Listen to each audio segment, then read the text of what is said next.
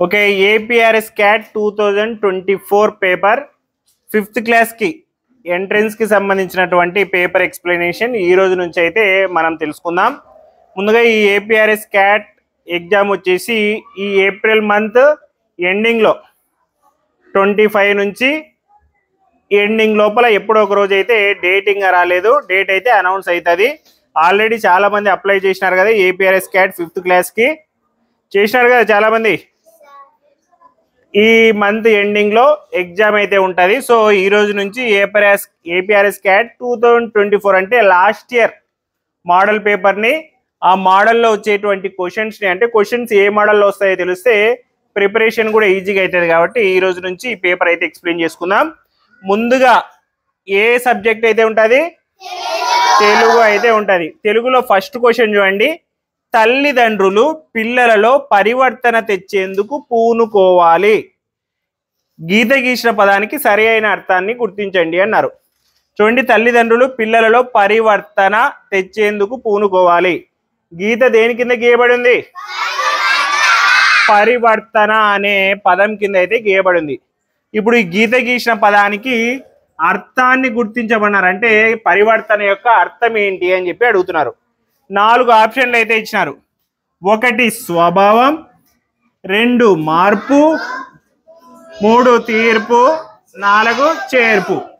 So తల్లిదండ్రులు పిల్లలలో పరివర్తన తెచ్చేందుకంటే పరివర్తన అంటే ఏమి? మార్పు. తల్లిదండ్రులు పిల్లలలో మార్పు తెచ్చేందుకు పూనుకోవాలి అని చెప్పి చెప్తున్నారు. సో పరివర్తన అంటే అర్థమేమి? సో సరి అయిన సమాధానం మార్పు. పరివర్తన అంటే మార్పు. So right option is 2. అర్థమైంది కదా. మనకి ఎగ్జామ్లో ఇట్లనే సెంటెన్స్ ఇచ్చి సెంటెన్స్లో ఒక వర్డ్ కింద అండర్లైన్ చేసి దాని అర్థాన్ని కనుక్కోమని చెప్పి చెప్తారు. మీరు ఒకటి మీ లెసన్స్లో ఉండేటువంటి వర్డ్స్, వాటి మీనింగ్స్ని చదువుకోవచ్చు. లేదు ఇక్కడ ఇచ్చినటువంటి సెంటెన్స్ని ప్రకారంగా దాని అర్థం ఏందుంటుందో కూడా గెస్ చేయొచ్చు. ఓకేనా? మీకు ఒకవేళ పదం యొక్క అర్థం తెలియకపోయినా ఇక్కడ ఇచ్చిన సెంటెన్స్ ప్రకారం ఆప్షన్స్లో ఏది ఆన్సర్ ఉంటుంది అనేది గెస్ చేయొచ్చు కదా, అవునా? సో ఇలా అయినా కూడా గెస్ చేయొచ్చు, లేకపోతే మీనింగ్స్ కూడా మన లెసన్స్లో వచ్చేటివి చదవాలా. ఓకే, నెక్స్ట్ సెకండ్ క్వశ్చన్ చూడండి. చిన్ని కృష్ణుని నగుమోము అందంగా ఉంటుంది. చిన్ని కృష్ణుని నగుమోము అందంగా ఉంటుంది. అది మనకి ఇచ్చినటువంటి సెంటెన్స్. ఈ సెంటెన్స్లో దేని కింద అండర్లైన్ చేసినారు?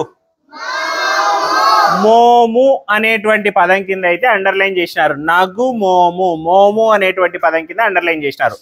ఇప్పుడు ఇక్కడ కింద ఏమి ఇన్స్ట్రక్షన్ అయితే ఇవ్వలేదు, కానీ ఇక్కడ అడుగుతున్నది ఏంటంటే మోము అనేటువంటి పదానికి అర్థాన్ని, సరైన అర్థాన్ని గుర్తించండి అనే. ఓకేనా? క్వశ్చన్లు అయితే ఏమి ఇవ్వలేదు. సో మోము అంటే అర్థమేమి? నవ్వున, పొట్టాన, ముఖమున, పాదమా? ఆ చిన్ని కృష్ణుని నగుమోము అందంగా ఉంటుంది. చిన్ని కృష్ణుని యొక్క నవ్వు ముఖం. నగుమోము అంటే చిన్ని కృష్ణుడు ఎప్పుడు ఎలా ఉంటాడంటే నవ్వుతూ ఉంటాడనమాట. చిన్ని కృష్ణుడు అంటే చిన్న వయసులో ఉన్నప్పుడు కృష్ణుడు ఎప్పుడు నవ్వుతుంటాడు, కాబట్టి నగుమోము అని చెప్పి అంటారు. సో నగుమోము అందంగా ఉంటుంది అని చెప్పి చెప్తున్నారు. ఇక్కడ మోము అంటే అర్థమేమి?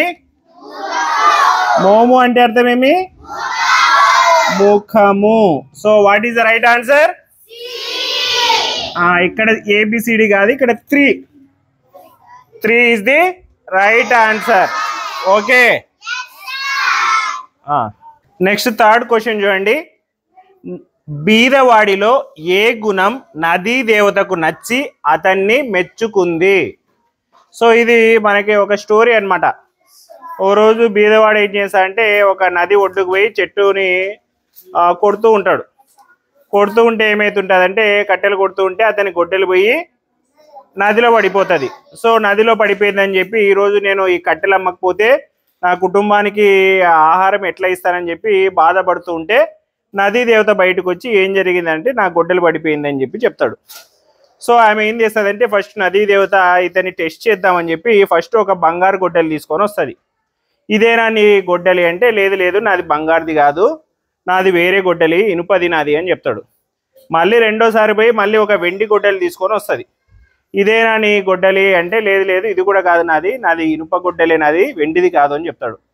సో ఈసారి తీసుకొని వచ్చి అతని గొడ్డలిని తెచ్చి చూపిస్తే ఇదే నాది అని చెప్పి సంతోషపడతాడు.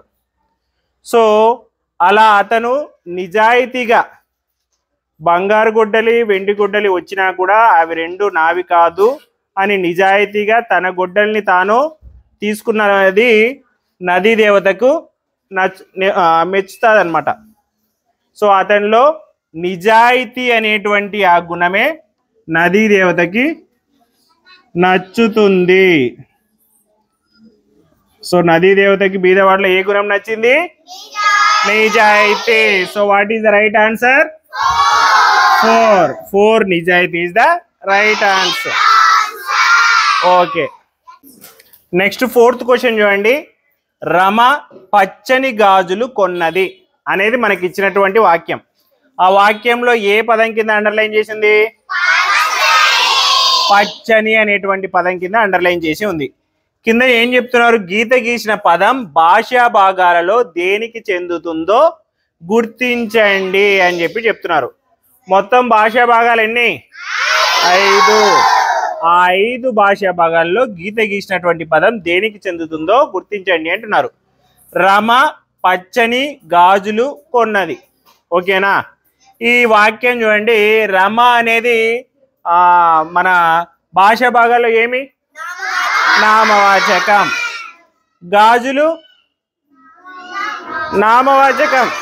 అవునా? గాజులు అనేటివి కూడా ఒక వస్తువు యొక్క పేరు కాబట్టి నామవాచకం. కొన్నది క్రియ. పచ్చని ఎందుకు విశేషణం? మామూలుగా అయితే పచ్చని అనేది కూడా ఒక రంగు పేరు కాబట్టి నామవాచకమే. కానీ ఈ వాక్యంలో ఏం చేస్తుందంటే అది గాజుల యొక్క రంగుని చెప్తుంది. అవునా? రమ గాజులు కొనుక్కోయిందంట. ఎటువంటి గాజులు? పచ్చని గాజులు. సో ఆ గాజుల యొక్క రంగు గుణమేమి? పచ్చని. అవునా? గాజుల యొక్క రంగు ఏమి? పచ్చని. సో ఇక్కడ పచ్చని అనేటువంటి ఈ పదం భాషా భాగాలు ఏమైతుంది? విశేషణం. ఇక్కడ అదే చెప్పినాం, ఒక వాక్యంలోని నామవాచకం యొక్క గుణాన్ని తెలిపేదే విశేషణం. ఓకేనా? ఇంకొక ఎగ్జాంపుల్ చెప్పుకుందాము. రాజు నల్లని చొక్కా కొన్నాడు. నలుపు ఏమైతుంది అక్కడ? విశేషణం అవుతుంది. ఎందుకంటే ఆ చొక్కా యొక్క రంగు నల్లని కాబట్టి. ఓకేనా? So what is the right answer? 2 విశేషణం ఈజ్ ది రైట్ ఆన్సర్. అర్థమైందే విశేషణం అంటే? Okay okay, last 5th question చూడండి ఈ రోజుకి. తెలుగు బాల శతకాన్ని ఎవరు రాశారు? సో శతకంలో ఎన్ని పద్యాలు ఉంటాయి? శతకం అంటే 100 పద్యాల రచన. అలా తెలుగు బాల అనేటువంటి శతకాన్ని రాసినది ఎవరు అని అడుగుతున్నారు. 4 కవుల యొక్క పేర్లు ఇచ్చినారు. నెంబర్ 1 ఎవరు? Vemana. Number 2 Narla Chiranjeevi. Number 3 Jandhyala Papayya Sastri. Number 4 Baddena.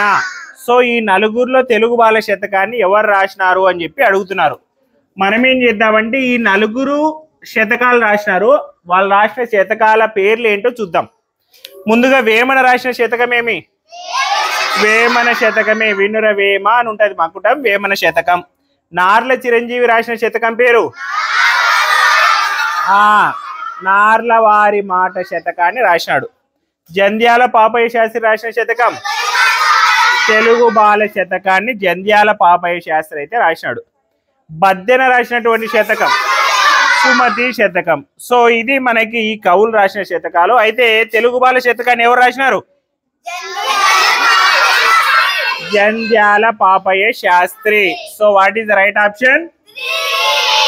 3 Jandhyala Papayya Sastri is the right answer. Okay.